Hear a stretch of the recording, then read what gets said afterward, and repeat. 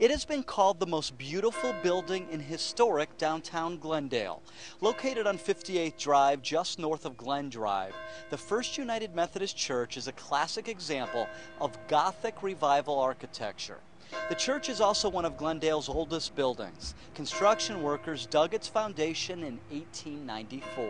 The architect started out with quite a large building, and it was $80,000. We couldn't afford that. So therefore, they hired another architect, and this building cost $20,000 with 2,000 furnishings. Designed by architects from Los Angeles, G.A. Faithful and L.B. Baker, crews and church volunteers use bricks from the nearby Dolan Brickyard. Each brick has its own unique color and shape.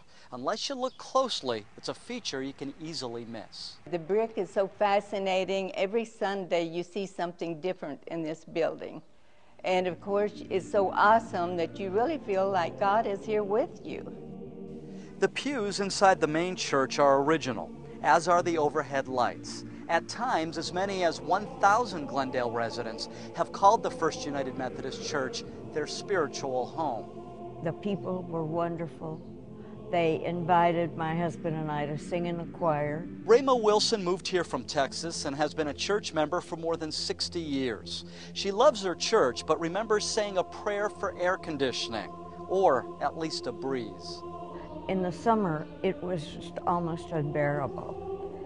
However, through the years, with much prayer and much hard work, we've been able to bring it up to more modern times.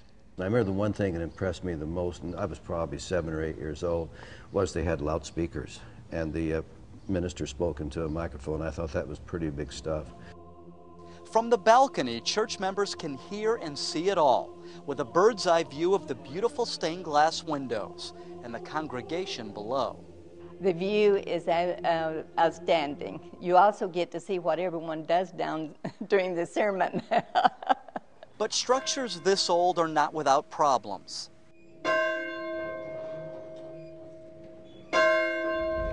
The church bell and its tower are original. The bell donated in 1897. A few years ago, the tower started to lean, forcing the bricks to separate both on the inside and outside walls of the church.